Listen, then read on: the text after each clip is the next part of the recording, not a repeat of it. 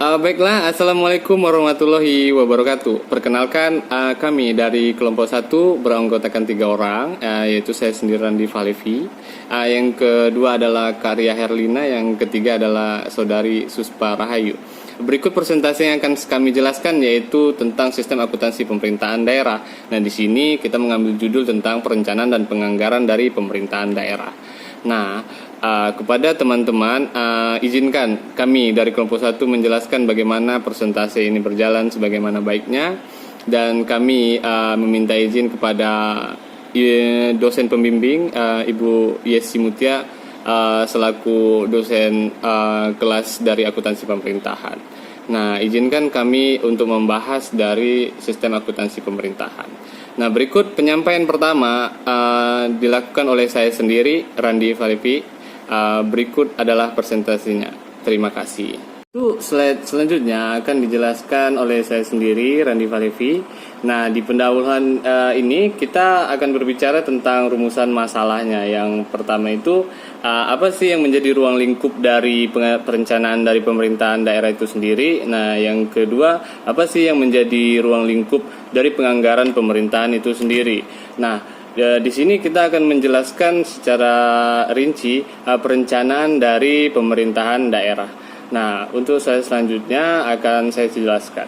Oke, nah di slide berikutnya kita akan bahas tentang pengertian dari perencanaan itu sendiri. Nah, perencanaan sebagai atmosfer dari pembangunan, termasuk pembangunan daerah, merupakan salah satu aspek penting dan strategis dalam implementasi pembangunan daerah dan memiliki implikasi lanjutan dalam loncatan pembangunan masa depan. Nah, menurut Sony dan kawan-kawan di tahun 2008 menjelaskan bahwa perencanaan sebagai suatu pilihan-pilihan sebagai alternatif penggunaan dari sumber daya untuk mencapai tujuan-tujuan tertentu untuk masa yang akan datang. Nah, untuk lebih lanjut ditegaskan bahwa perencanaan itu sendiri adalah sebagai untuk memilih dan menghubungkan fakta-fakta yang ditegaskan dalam membuat hal dan menggunakan dugaan-dugaan yang mengenai masa yang akan datang dalam menggambarkan dan merumuskan kegiatan-kegiatan yang diusulkan. Nah, dan dia anggap perlu dan mencapai hal-hal yang akan kita inginkan. Nah, istilah perencanaan dari pembangunan, khususnya pembangunan ekonomi, sudah biasa terdengar dalam pembicaraan sehari-hari. Akan tetapi, perencanaan diartikan mendefinisikan perencanaan sebagai literatur yang berbeda. Nah, menurut dari Conyers dan Hills tahun 1994, mendefinisikan perencanaan sebagai suatu proses dan yang berkesinambungan yang mencakup keputusan-keputusan atau pilihan-pilihan atas berbagai hal alternatif penggunaan sumber daya untuk mencapai tujuan-tujuan pada masa yang akan datang. Oke. Di slide ini perencanaan ditinjau dari dimensi waktu yang dapat dipilah dari 2 dimensi, yaitu perencanaan adalah jangka panjang. Nah, yang kedua, perencanaan adalah jangka menengah dan jangka pendek. Perencanaan jangka panjang ini sendiri biasa disebut sebagai perencanaan strategik atau strategic plan. Perencanaan strategik biasanya berjangka waktu 3 tahun atau lebih. Nah, di sini kita akan menjelaskan tentang langkah-langkah dari perencanaan itu sendiri. Nah, secara garis besar terdapat 4 langkah perencanaan yang dapat dipakai untuk semua kegiatan perencanaan pada semua organisasi. Nah, langkah-langkah tersebut yaitu yang pertama perlunya menetapkan sasaran. Nah, yang kedua merumuskan posisi organisasi pada saat ini.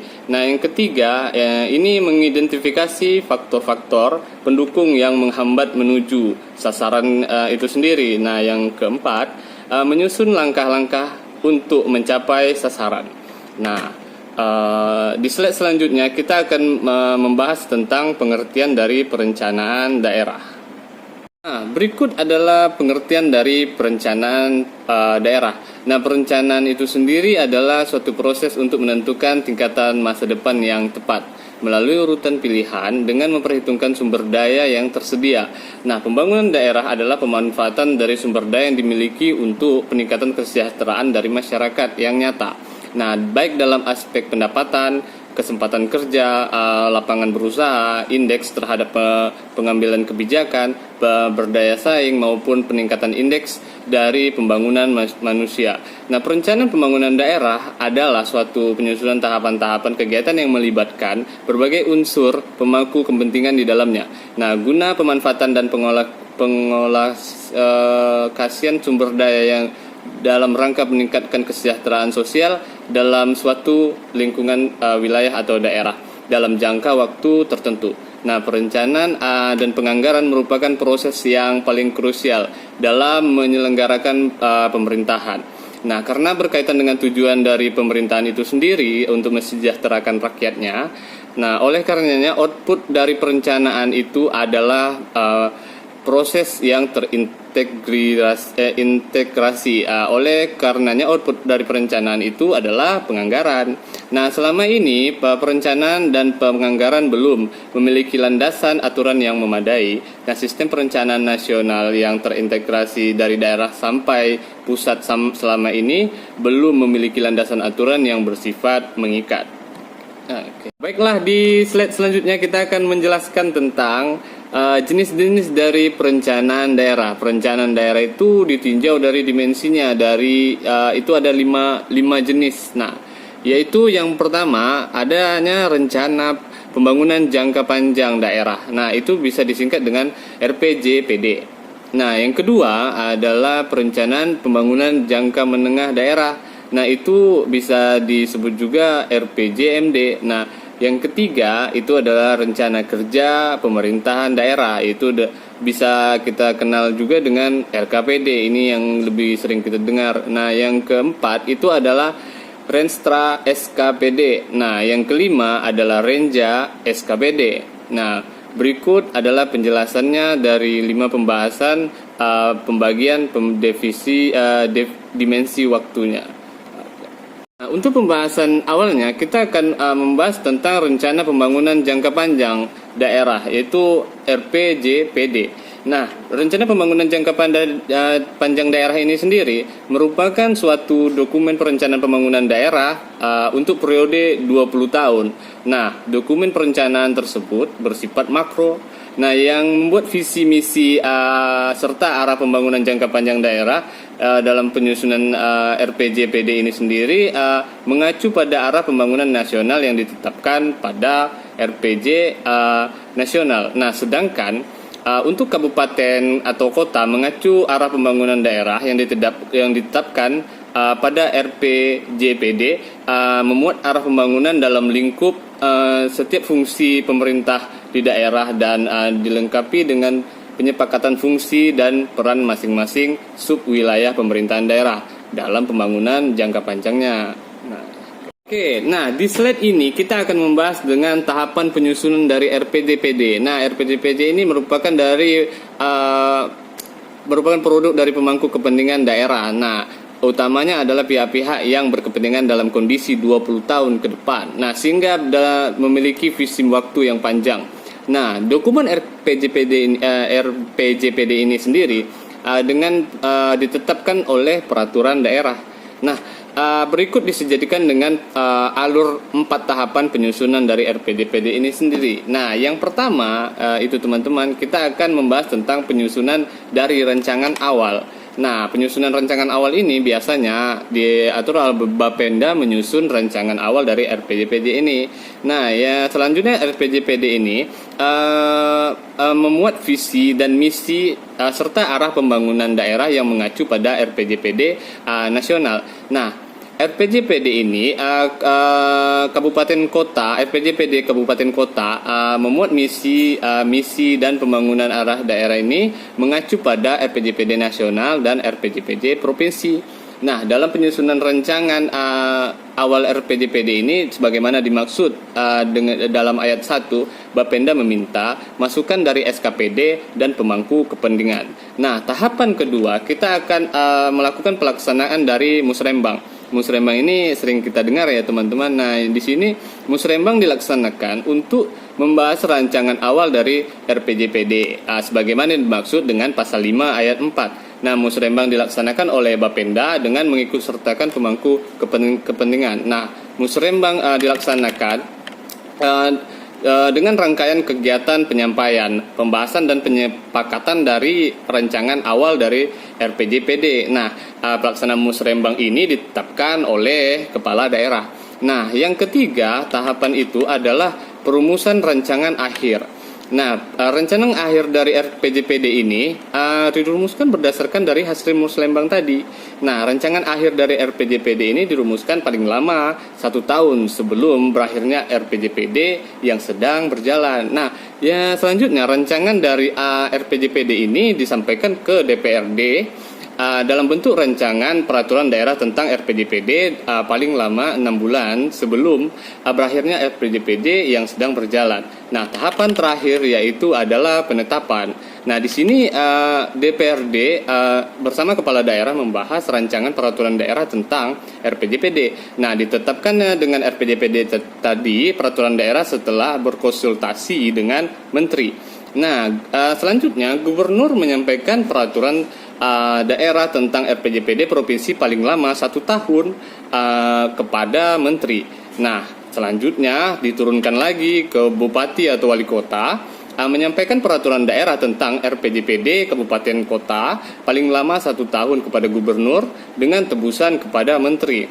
Nah, selanjutnya gubernur menyebarluaskan peraturan daerah tentang RPJPD kepada masyarakat. Nah, selanjutnya lagi, ini bupati atau wali kota menyebarluaskan peraturan daerah tentang RPJPD kabupaten kota kepada masyarakat. Nah, begitu adalah 4 tahapan dari penyusunan RPJPD. Nah, baiklah teman-teman, di slide selanjutnya kita akan membahas tentang rencana pembangunan jangka menengah daerah atau RPJMD. Nah, di sini definisinya teman-teman, rencana pembangunan jangka menengah daerah RPJMD ini merupakan dari arah pembangunan yang ingin dicapai daerah dalam kurun waktu 5 tahun. Nah, sesuai dengan masa bakti kepada daerah. RPJMD disusun berdasarkan visi dan misi dan program dari kepala daerah. Nah, program dan kegiatan dilaksanakan sesuai urusan pemerintah yang menjadi batas kewenangan dari daerah. Nah, dengan mempertimbangkan kemampuan atau kapasitas keuangan daerah. Nah, RPJMD ini wajib disusun oleh daerah telah memiliki kepala daerah dari hasil pemilihan langsung atau kita bisa sebut itu dengan pilkada, teman-teman. Di slide selanjutnya ini adalah tahapan dari penyusunan dari RPJMD. Nah, di sini juga 4 tahapan teman-teman sama dengan RPJPD tadi sebelumnya yang saya jelaskan. Nah, selanjutnya ini tahapan awalnya itu yang pertama ini kurang lebih sama, namun di sini kita berbicara tentang 5 tahun ke depan. Berbeda dari RPJPD tadi kita menimbang dari 20 tahun. Nah, di sini tahapan awalnya sama, RPJMD ini juga membuat visi dan misi dari program dari kepala daerah. Nah, selanjutnya rancangan awal dari RPJMD ini berpedoman dari RPJPD. Nah, gitu. Nah, dan memperhatikan RPJM nasional. Nah, kondisi lingkungan strategis daerah dan hasil evaluasi terhadap pelaksanaan dari RPJMD sebelumnya. Nah, Bapenda menyempurnakan rancangan awal RPJMD sebagai rancangan RPJMD dengan menggunakan rancangan Rekstra SKPD sebagai masukan.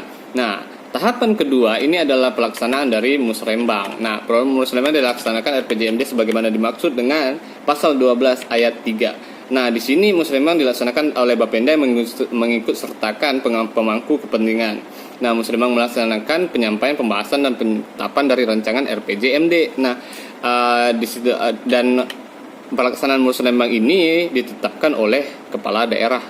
Nah, yang ketiga, tahapan ketiga itu adalah perumusan dari rancangan akhir. Nah, rancangan RPJMD ini ditetapkan Bapenda sebagai hasil dari musrembang. Nah, pembahasan rumusan ini dipimpin oleh kepala daerah. Nah, tahapan keempat di sini RPJMD dengan peraturan daerah berkonsultasi dengan menteri. Nah, selanjutnya peraturan daerah dari RPJMD paling lama 6 bulan setelah kepala daerah dilantik.